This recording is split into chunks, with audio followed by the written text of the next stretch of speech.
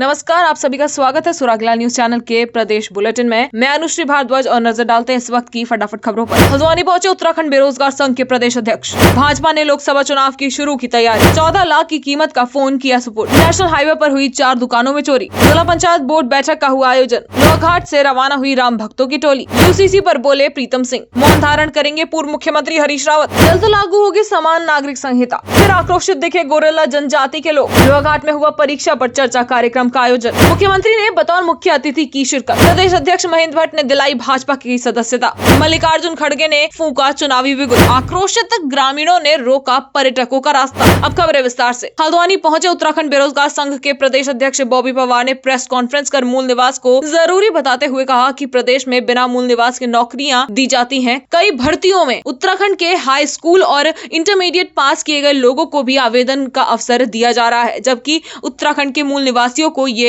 एक हक मिलना चाहिए। वहीं उत्तराखंड अधीनस्थ सेवा चयन आयोग पर सवाल उठाते हुए बॉबी पवार ने कहा कि अभी भी उत्तराखंड अधीनस्थ चयन आयोग पूरी तरह ठीक नहीं हुआ है। संवाददाता दीपक अधिकारी की रिपोर्ट। बेरोजगारी का देखिए, मैं ये कहना चाहता हूँ कि युवाओं का ये मामला है और ये मूल निवास का जो मुद्दा है रोजगार से जुड़ा हुआ मुद्दा है। जिस प्रकार से 8 जनवरी 2024 को एक विज्ञापन निकलता है, उस विज्ञापन में साफ साफ ये लिख दिया गया है कि अगर आपके पास मूल निवास और स्थायी निवास प्रमाण पत्र भी नहीं है फिर भी आप आवेदन कर सकते हैं।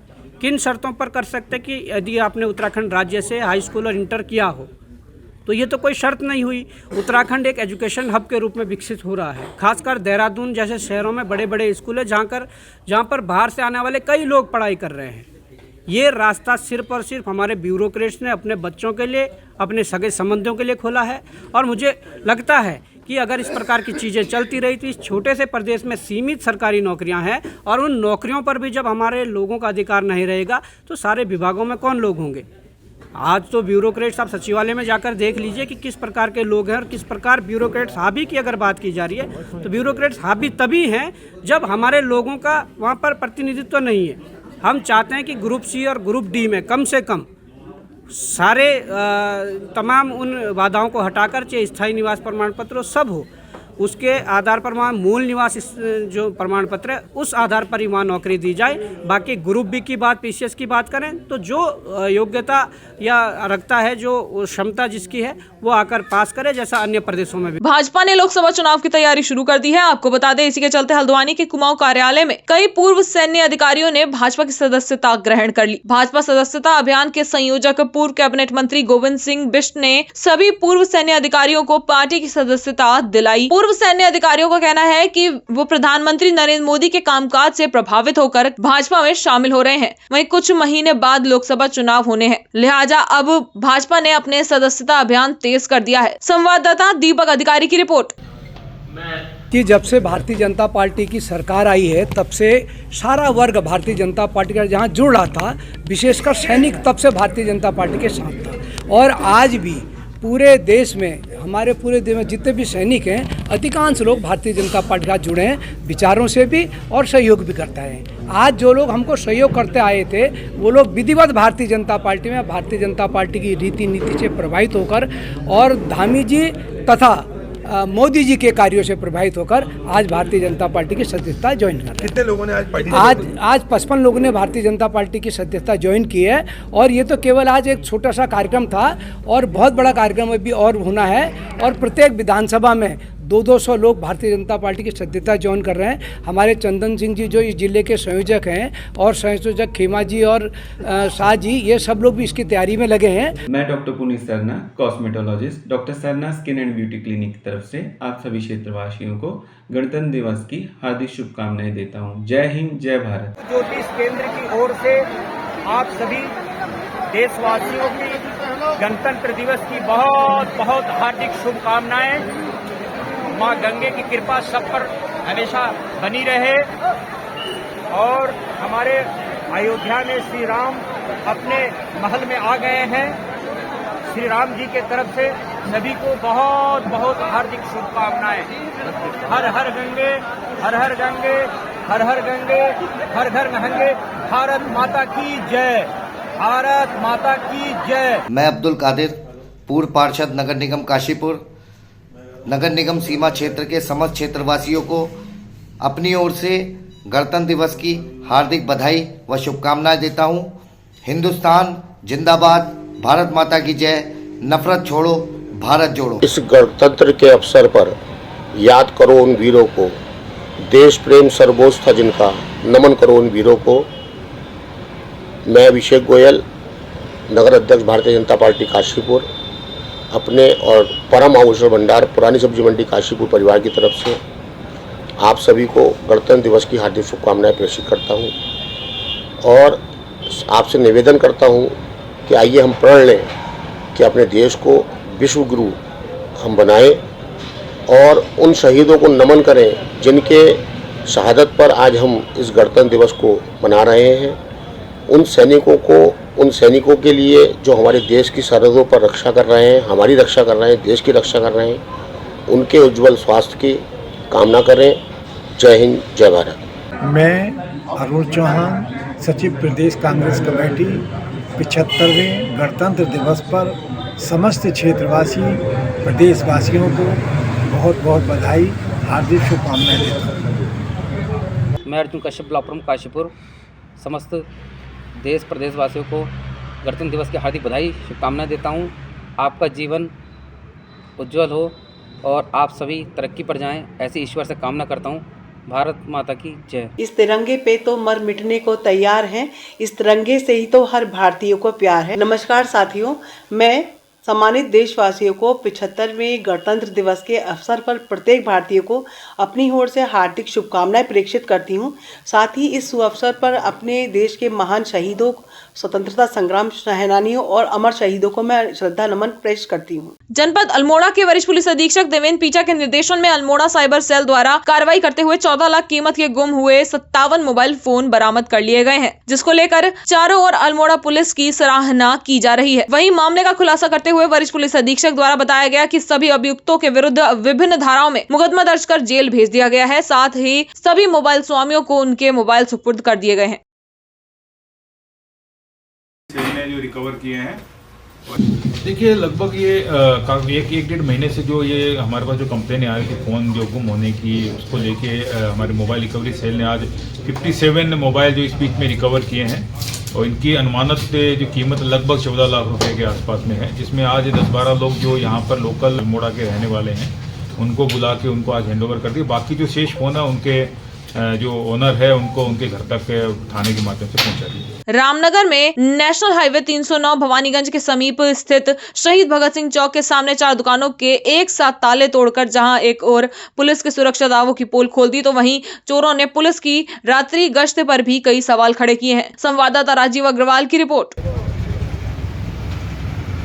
मेरी दुकान से शटर टूटा है और 1800 रुपये मेरे निकल गए, गुल्लक तोड़ दिया है और सिगरेटें करीब 6-7 हज़ार रुपये की सिगरेटें गायब हुई हैं और रजनीगंधा तुलसी गायब हुआ है, पान बहार और कुछ कोल्ड ड्रिंकें गायब हुई हैं।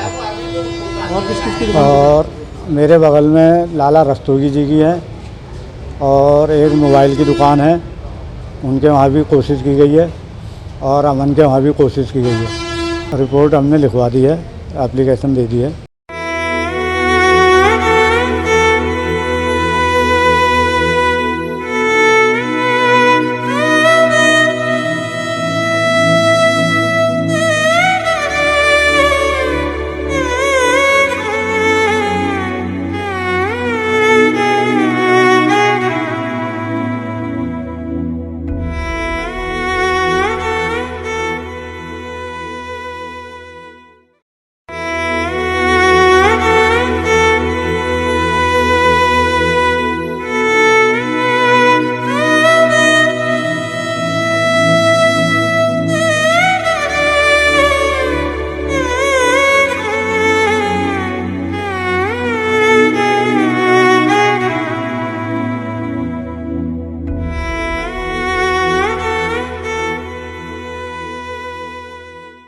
उधम सिंह नगर जिला पंचायत की बोर्ड बैठक का आज अपर मुख्य अधिकारी तेज सिंह ने विरोध कर दिया। बोर्ड बैठक के एजेंडा को लेकर विरोध के चलते जहां अपर मुख्य अधिकारी कार्यालय में मौजूद होने के बावजूद भी बैठक में नहीं आए, वहीं जिला पंचायत अध्यक्ष रेणु गंगवार और बैठक में आए 22 सदस्यों ने मुख्य कार्यकारी अधिकारी की अनुपस्थिति में अनुभव दिनेश तिवारी अपर कर अधिकारी जिला पंचायत उधम सिंह नगर की उपस्थिति में बोर्ड बैठक शुरू की। बोर्ड ने सर्वसम्मति से अपर मुख्य अधिकारी के खिलाफ निंदा प्रस्ताव पास किया। वहीं 1 साल से अटके सभी टेंडरों को बोर्ड ने तत्काल प्रभाव से जारी करने का भी प्रस्ताव पास किया। जिला पंचायत अध्यक्ष रेणु गंगवार ने सदन की सहमति पर अपर मुख्य अधिकारी के मनमानी पूर्ण रवैये और पिछले 1 साल से विकास कार्यों को बाधित करने के खिलाफ हाईकोर्ट जाने की बात कही। संवाददाता दुर्गेश तिवारी की रिपोर्ट।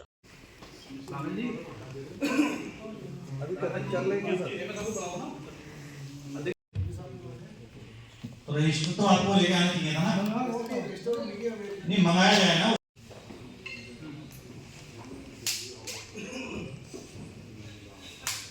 देखिए, एक तो आज बोर्ड में जो प्रस्ताव सबसे पहला जो प्रस्ताव रखा गया वो इस चीज का रखा गया कि अपर मुख्य अधिकारी और वित्तीय प्रमोचदाता दोनों का जो व्यवहार है जिला पंचायत सदस्यों के प्रति ठीक नहीं है और बार बार टेंडर रोकना, वर्क ऑर्डर जारी नहीं करना और टेंडर ना खोलना, उसे लेकर उनका निंदा प्रस्ताव और उनके स्थानांतरण का प्रस्ताव पारित किया गया यहाँ से। और जलाशयों का जो विषय पिछली बार उठाया गया था सीबीआई वाला, उसे जानबूझकर चर्चा में ला दिया गया पिछली बैठक में, उसे दोबारा से उसका प्रस्ताव जो है सीबीआई जांच के लिए पास कराया गया। और जिला योजना के जो 22-23 का जो जिला योजना के जो एक योजना थी उसमें 20 लाख से ऊपर के कामों को निरस्त कर दिया गया। उसमें प्रस्ताव पारित किया गया कि उन्हें उनका एस्टीमेट 20 लाख से कम कर डीएम महोदय को भेजा जाए। पंचायत बोर्ड में जो आज मीटिंग चली है उसमें एक मुख्य बिंदु बहुत चर्चा में रहा है विकास कार्यों को लेकर, जिसमें आज सदस्यों ने कहा है, सबने मिलकर कहा और मेरा भी एक मुख्य तौर पर ये पॉइंट रहा है कि यहाँ जो कार्यालय में निविदा को लेकर जो प्रक्रिया है वो बड़ी गलत है। उसमें 2-2, 3-3 महीने लग जाते हैं और निविदा अपने अंजाम तक नहीं पहुंच पाती, जिसकी वजह से क्षेत्र में विकास कार्य नहीं हो पाते। सोमवार से लोहाघाट से राम भक्तों का दल जिला यात्रा प्रमुख मुकेश के नेतृत्व में अयोध्या राम मंदिर के दर्शन के लिए रवाना हुआ। महिलाओं के द्वारा हनुमान मंदिर लोहाघाट में सभी राम भक्तों की टोली का तिलक लगाकर स्वागत किया गया तथा उन पर पुष्प वर्षा की गई। इसके बाद यात्रा प्रमुख मुकेश द्वारा बताया गया कि चंपावत जिले से 35 राम भक्तों का दल अयोध्या रामलला के दर्शन के लिए जा रहा है। संवाददाता लक्ष्मण बिष्ट की रिपोर्ट। संघ जिला चंपावत के संयोजन में जिला यात्रा प्रमुख मुकेश जोशी जी के मार्गदर्शन में अपने पूरे चंपावत जिले से 35 स्वयंसेवक अयोध्या श्री रामलला जी के दर्शन के लिए आज यहाँ से प्रस्थान कर रहे हैं। भविष्य में और भी यहाँ की जनता जनार्दन अयोध्या दर्शन करने के लिए जाए, ऐसा हम सब लोगों का वहाँ प्रयास रहेगा। आज मन में बहुत उत्साह है। हम लोग एक ऐसी यात्रा में जा रहे हैं जिसका हमें कई वर्षों से इंतजार था, हमारे पूर्वजों को इंतजार था। आज हम भाग्यशाली हैं जो हमें आज मौका मिला और मैं क्षेत्र के लिए सब के लिए दुआ मांग के आऊंगा। जय श्री राम। यूसीसी को लेकर प्रदेश में एक बड़ा अपडेट आया है। मुख्यमंत्री पुष्कर सिंह धामी ने ट्वीट करके कहा कि यूसीसी के लिए बनाई गई कमेटी आगामी 2 फरवरी को सरकार को अपनी रिपोर्ट सौंपेगी। इस पर कांग्रेस के पूर्व प्रदेश अध्यक्ष प्रीतम सिंह ने कहा कि 5 फरवरी से विधानसभा का सत्र आयोजित हो रहा है। सदन के पटल पर जब इस ड्राफ्ट को रखा जाएगा उसको देखने के बाद ही कांग्रेस इस पर आगामी निर्णय लेगी। संवाददाता सुनील राज की रिपोर्ट। देखिए, क्योंकि विधानसभा का जब चुनाव हो रहा था तो भारतीय जनता पार्टी के चुनावी घोषणा पत्र में यूसीसी का जिक्र नहीं था, लेकिन जब चुनाव चल रहा था और भाजपा को लगा कि वो चुनाव हार सकती है, इसलिए उन्होंने यूसीसी का जिक्र किया है। और कई बार जो है कहते हैं कि ड्राफ्ट बन करके तैयार हो गया है और हम इस सत्र में इसको लाएंगे, इस सत्र में हम लाएंगे। लगातार तिथियां बढ़ रही है। 5 तारीख से सत्र शुरू है और यूसीसी का जो मसौदा है जब सदन के अंदर आएगा उसको पढ़ने के बाद हम कोई बात कह पाएंगे। और अगर यूसीसी में कोई ऐसी बात होगी तो निश्चित रूप से कांग्रेस उसका विरोध भी करेगी। टेरी विस्थापितों को न्याय दिलाने की मांग को लेकर उत्तराखंड के पूर्व मुख्यमंत्री हरीश रावत आगामी 1 फरवरी को देहरादून के गांधी पार्क में मौन उपवास करेंगे। पूर्व मुख्यमंत्री हरीश रावत ने कहा कि टेरी विस्थापितों को अभी तक भूमिधर अधिकार नहीं मिला है। उन्होंने कहा कि ये सबसे चिंताजनक बात है कि इसी तरह हरिद्वार के पतरी क्षेत्र के भाग 1, 2, 3, 4 में बसे विस्थापितों की तीसरी पीढ़ी भी मारी मारी फिर रही है। संवाददाता सुनील राज की रिपोर्ट। शानदार रैली के टिहरी का देश के लिए और उत्तराखंड के लिए अभूतपूर्व त्याग है और अभूतपूर्व योगदान है। उसमें हमारे विस्थापित भाइयों से जो वादे किए गए थे वो वादे पूरे नहीं हुए। यहाँ तक कि सुप्रीम कोर्ट के कुछ मामलों में आदेश हैं, उन आदेशों का भी पालन नहीं हो रहा है। उसमें एक लेटेस्ट आदेश 2013 का है, उसका भी पालन नहीं हो रहा है। अब एक मांग नहीं बल्कि ये हमारा कर्तव्य था राज्य का कि हम उनको मालिकाना हक देते, भूमिधरी अधिकार देते। टिहरी के लोग जो पथरी में बसे हैं भाग 1, 2, 3, 4 में वैसे ही बड़ी कष्टपूर्ण स्थिति में है, लेकिन अपनी जोती जारी जमीन पर अपने आवास पर आज भी उनको मालिकाना हक नहीं मिला है। जब ये मामला हमारी सरकार के वक्त में हमने निर्णय लिया था, आदेश दिए थे, वो ठंडे बस्ते में डाल दिए गए। विधानसभा में जब ये मामला उठा और मुख्यमंत्री की बैठक में उठा तो आदेश जारी किए गए और प्रक्रिया आगे बढ़े, इसके संकेत मिले।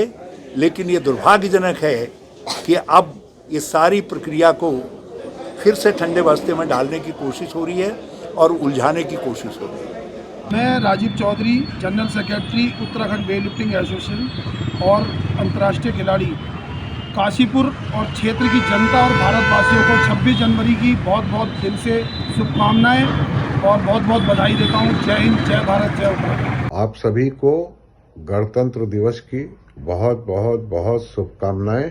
एक कार्यक्रम हो रहा है जिसमें गणतंत्र दिवस के उपलक्ष्य में या पूरे साल भर ही हम लोग जो है ये एक कथा सुनाते हैं, तो संविधान कथा उसका नाम दिया गया है। तो चुनिंदे कुछ दोहे उसी संविधान कथा के आपको प्रस्तुत। संविधान लागू हुआ, देश बना गणतंत्र, अधिकारों कर्तव्य का मिला देश को मंत्र। संविधान पालन करें हर जन का कर्तव्य, तभी देश बन पाएगा बलशाली और भव्य। प्रथम पाल्य कर्तव्य है, फिर है सब अधिकार, संविधान जनतंत्र का होता है आधार। सभी देशवासियों को, उत्तराखंड वासियों को, क्षेत्रवासियों को नमस्कार। सभी हमारे क्षेत्रवासियों को गणतंत्र दिवस 26 जनवरी की एसके परिवार की ओर से हार्दिक शुभकामनाएं और दिली मुबारकबाद।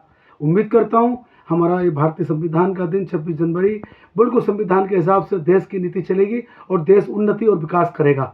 मैं पूरे परिवार की तरफ से सबका दिल से आभार व्यक्त करता हूं और एक बार पुनः सबको मुबारकबाद देता हूं 26 जनवरी की। जय हिंद, जय उत्तराखंड, जय काशीपुर। नमस्कार देशवासियों, मैं doctor Gurpreet Narula, chest specialist, Narula hospital Kashipur. आप सभी को गणतंत्र दिवस की हार्दिक शुभकामनाएं।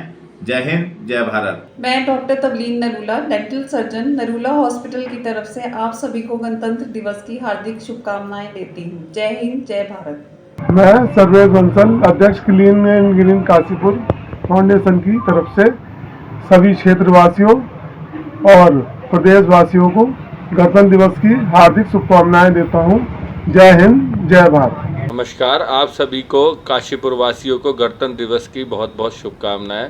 स्वस्थ रहें, मस्त रहें और ऐसी आपका सबका जीवन कटता रहे। मैं डॉक्टर राहुल सिंगल क्लिनिक और एंडोन्यूरो सेंटर की तरफ से समस्त प्रदेशवासियों को गणतंत्र दिवस की शुभकामनाएं देना चाहता हूं। जय हिंद, जय भारत। मैं Manish Kumar, national fire safety engineering college director, समस्त क्षेत्रवासियों को गणतंत्र दिवस की हार्दिक शुभकामनाएं देता हूं। जय हिंद, जय भारत। मैं मानवेंद्र सिंह मानस, जिला उपाध्यक्ष, भारतीय जनता पार्टी व मोर्चा। आप सभी क्षेत्रवासियों को गणतंत्र दिवस की हार्दिक शुभकामनाएं। जय हिंद, जय भारत। राज्य में समान नागरिक संहिता जल्दी लागू होने जा रही है। मुख्यमंत्री पुष्कर सिंह धामी ने अपने सोशल मीडिया हैंडल पर एक पोस्ट कर लिखा कि यूनिफॉर्म सिविल कोड का मसौदा तैयार करने के लिए बनी कमेटी 2 फरवरी को अपना ड्राफ्ट प्रदेश सरकार को सौंपेगी और आगामी विधानसभा क्षेत्र में विधेयक लाकर समान नागरिक संहिता को प्रदेश में लागू किया जाएगा। संवाददाता सुनील राज की रिपोर्ट। यूसीसी हमारा इस विधानसभा का जो चुनाव 2022 में उत्तराखंड का था, उसमें हमारा संकल्प था, देवभूमि उत्तराखंड की देवतुल्य जनता के सामने हमने ये अपना संकल्प रखा।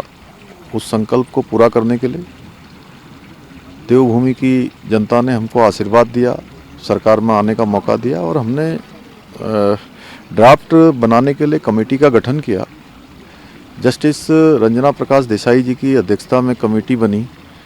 कमेटी ने अपना काम पूरा कर लिया है और उन्होंने हमको बताया है कि 2 तारीख को वो हमको ड्राफ्ट दे देंगे और उनका ड्राफ्ट देने के बाद उसका आकलन करेंगे, उसको मंत्रिमंडल में लाएंगे। उसके बाद विधानसभा में जो विधेयक बनने की दिशा में, एक्ट बनने की दिशा में जो कार्रवाई होती है, उस कार्रवाई को हम आगे बढ़ाएंगे। पिछले 17 वर्षों से नौकरी व पेंशन की मांग कर रहे गोरिल्ला की मांग अभी तक पूरी न होने से आक्रोशित सब प्रशिक्षित गुटों ने सोमवार को गोरिल्ला संगठन जिला अध्यक्ष चंपावत ललित बघौली के नेतृत्व में गोरिल्ला धीरज पुनेठा ने लोहाघाट गांधी पार्क में गांधी जी की मूर्ति के नीचे अनिश्चितकालीन धरना शुरू कर दिया है। दूर दूर क्षेत्र से आए गुरुओं ने नारेबाजी करते हुए सरकार से उनकी मांग को पूरा करने की मांग की है। संवाददाता लक्ष्मण बिष्ट की रिपोर्ट।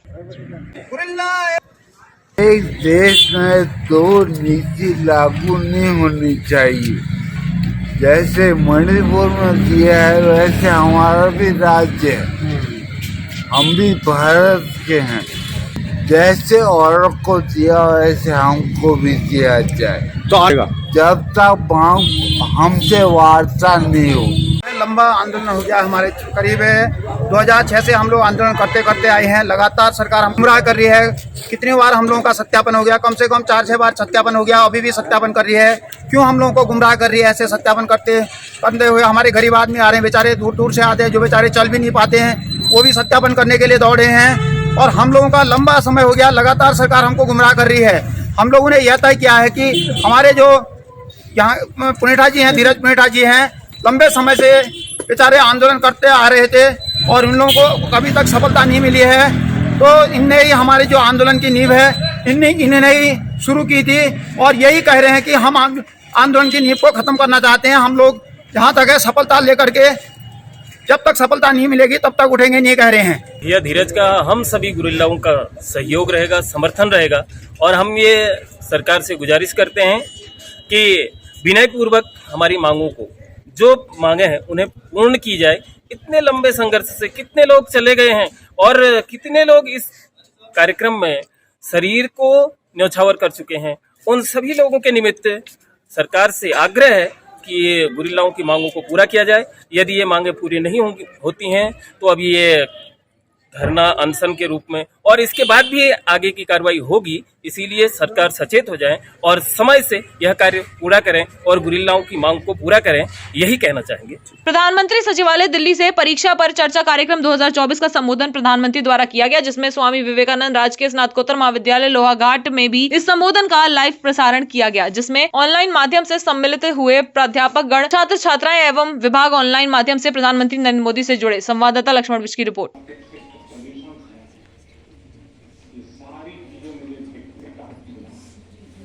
परीक्षा पर चर्चा कार्यक्रम का आयोजन किया गया। आपको बता दें, देहरादून के कोलागढ़ में इस कार्यक्रम का आयोजन हुआ, जिसका शुभारंभ मुख्यमंत्री पुष्कर सिंह धामी ने बतौर मुख्य अतिथि शिरकत कर किया। आपको बता दें, प्रधानमंत्री ने वर्चुअल माध्यम से छात्र छात्राओं के साथ संवाद किया, जिसमें एग्जाम वॉरियर पुस्तक को भी भेंट किया गया।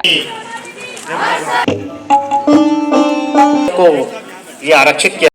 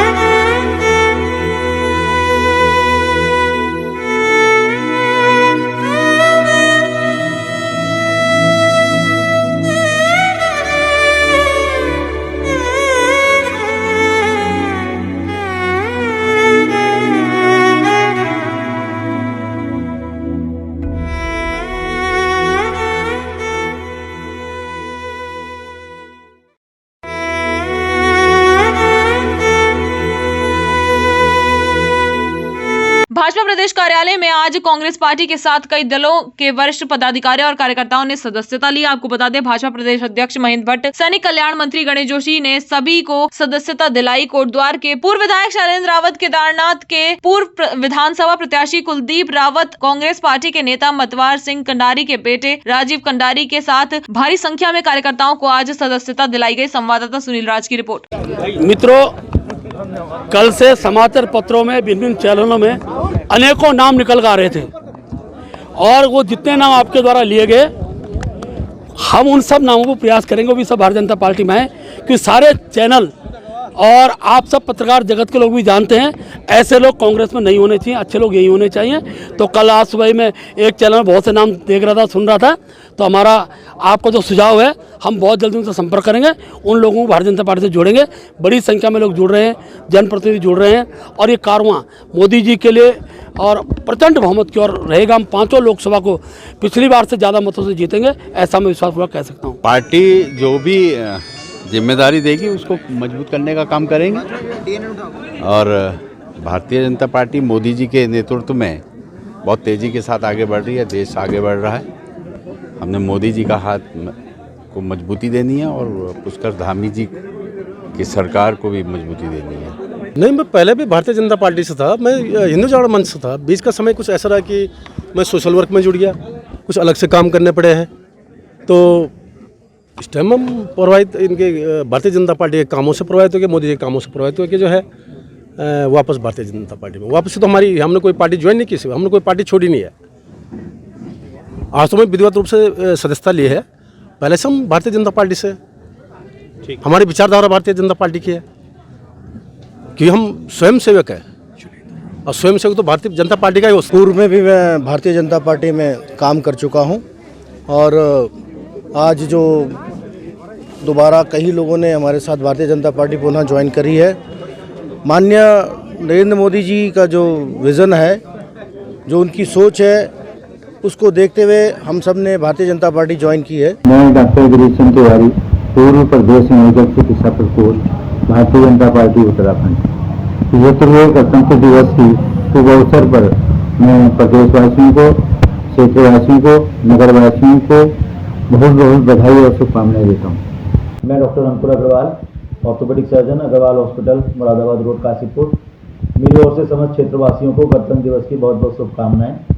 समस्त क्षेत्रवासियों के अच्छे स्वास्थ्य की मैं कामना करता हूँ। जय हिंद, जय भारत। मैं doctor Asif, SK hospital Kashipur, MD। मैं सभी क्षेत्रवासियों को, देशवासियों को 26 जनवरी की ढेर सारी शुभकामनाएं देता हूँ।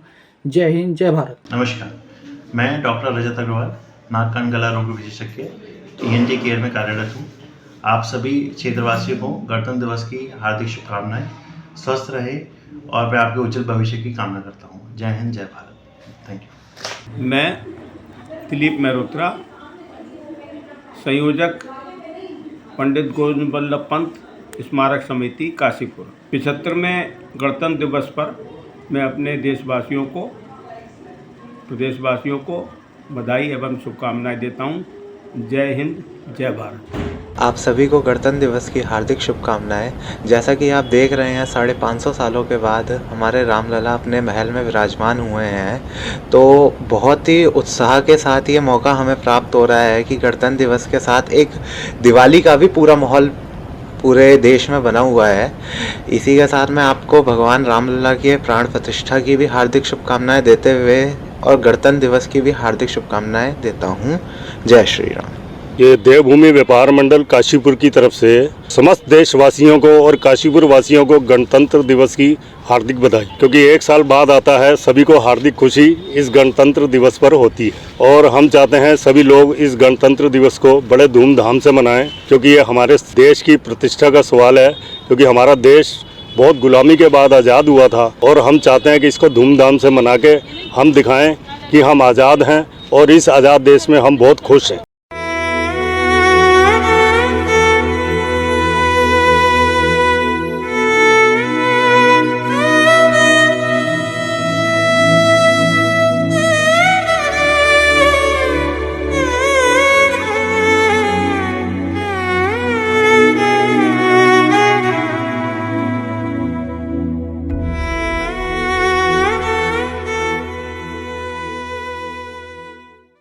उत्तराखंड में कांग्रेस के राष्ट्रीय अध्यक्ष मल्लिकार्जुन खड़गे ने चुनावी बिगुल बजा दिया है। आपको बता दें, मल्लिकार्जुन खड़गे ने देहरादून में आयोजित विराट कांग्रेस कार्यकर्ता सम्मेलन में शिरकत की। इस दौरान उन्होंने कार्यक्रम को संबोधित करते हुए केंद्र और राज्य सरकार पर जमकर निशाना साधा। संवाददाता सुनील राज की रिपोर्ट। सोने भी नहीं दे रहे, इसीलिए सपना भी वहां नहीं पड़ा, तो डर रहे, तो डरा के अब हमारी जो यात्रा निकली थी अपना मणिपुर से, मणिपुर अच्छा यात्रा हुआ, नागालैंड अच्छा हुआ। जब हम अपने आसाम में एंटर होते तो वहां पर शुरू हो गई रोकना, गाड़ियों को पत्थर मारना। क्योंकि जब राहुल जी अपनी यात्रा कन्याकुमारी दक्षिण से निकली और कश्मीर तक चली, ये ऐसी घटना कहीं नहीं हुई जो बीजेपी के सरकार असम में है वहीं पर एक खबर हुआ, वहीं पर पत्थरे मारे गए, वहीं पर हमारे पोस्टर खड़े गए, वहीं पर हमारे झंडे निकाले गए। लेकिन हम डरने वाले नहीं और डर के भागने वाले नहीं। डरते कोई अपना देश छोड़ता है। रामनगर में बीते दिवस हुए हमले में शिकार हुई महिला के मामले में आक्रोशित ग्रामीणों ने कॉर्बेट पार्क के ढेला एवं जिन्ना पर्यटन जोन में पर्यटकों की आवाजाही ठप कर रोष व्यक्त किया। इसी के चलते पंजाब के Z+ सिक्योरिटी सुरक्षा प्राप्त एक VIP को भी बेरंग लौटना पड़ा। दरअसल लंबे समय से रामनगर के विभिन्न ग्रामीण क्षेत्रों में गुलदार एवं बाघ का आतंक देखने को मिल रहा है, जिसको लेकर ग्रामीणों द्वारा लगातार प्रदर्शन किया जा रहा है। संवाददाता राजीव अग्रवाल की रिपोर्ट। सुबह से पूरे गांव के अंदर रोष था। कल जो महिला को जो जंगल गई थी उससे जो है चारा लेने के लिए, लकड़ी लेने के लिए, और उसको जो है बाघ द्वारा मार दिया गया। तो महिलाएं स्वतःस्फूर्त आज गांव वाले निकल के आए और ये रोड जाम करा। और हम देख रहे हैं कि इस उत्तराखंड के अंदर और खासकर रामनगर के अंदर देखें, परसों चुकम के अंदर जो शौच करने गया था आदमी, उसे घर के बाहर ही मार देता है। जो महिला घर से लकड़ी जंगल लेने के लिए जंगल में जा रही है लकड़ी लेने के लिए, उनको बाघ मार दे रहा है। तो बाघ का आतंक इस उत्तराखंड के अंदर और खासकर कॉर्बेट नेशनल पार्क के चारों तरफ इतना हो चुका है कि यहाँ पर रहना आने वाले समय में बड़ा मुश्किल हो चुका है। गाँव के अंदर भी हम रह नहीं पाएंगे। जंगलों के अंदर जाना तो छोड़िए, ढेला और झिरना जोन बंद कर रखे हैं और ये ग्रामीणों ने स्वतः करे हैं। देखिए, हम कह रहे हैं कि ग्रामीणों के अंदर रोज़ बहुत ज़्यादा है और खासकर महिलाओं के अंदर, क्योंकि हम देख रहे हैं कि महिलाएं ही ज़्यादा शिकार हो रही हैं, क्योंकि वही जंगल जा रही हैं, वही घर बार देख रही हैं, वही ज़्यादा शिकार हो रही हैं। और लगातार हम इस बात को कह रहे हैं सरकार से कि भाई जहां हम कह रहे हैं कि 25 लाख का मुआवजा दिया जाना चाहिए, सरकार गांव वालों को पता नहीं क्या समझती है। सिर्फ 2 लाख का मुआवजा बढ़ाया, जैसे ऊँट के मुंह में जीरा। हम कह रहे हैं 25 लाख का मुआवजा दीजिए, घायलों को इलाज दीजिए। आखिर क्यों नहीं ये सरकार ऐसा कर रही है? एक तो इस बाघ को तुरंत पकड़ा जाए, ट्रंकुलाइज किया जाए, इसे मारा जाए, इसे हटाया जाए, और जितने भी यहाँ पर जो बाघ अधिक संख्या में है उनको यहाँ से कोई सरकार ऐसी नीति बनाए जो दूसरे जंगलों में उन्हें भेजा जाए। देखिए, हम लोग फिर 11 तारीख को हमने एक राज्य स्तरीय कानिया के अंदर एक प्रोग्राम रखा है, एक मीटिंग कर रहे हैं। और ये समस्या क्योंकि राज्य की समस्या है, इस राज्य के अंदर जितने भी लोग वहाँ पर आएंगे, बैठ के जो भी निर्णय होगा, फिर हम एक बड़ा मूवमेंट इस उत्तराखंड राज्य के लिए तैयार करेंगे। चाहे तो एक साथ होनी चाहिए, सब लोग एक साथ बैठना ही नहीं चाहते। पापा, ट्राई दिस। लो, सब लपक लिए।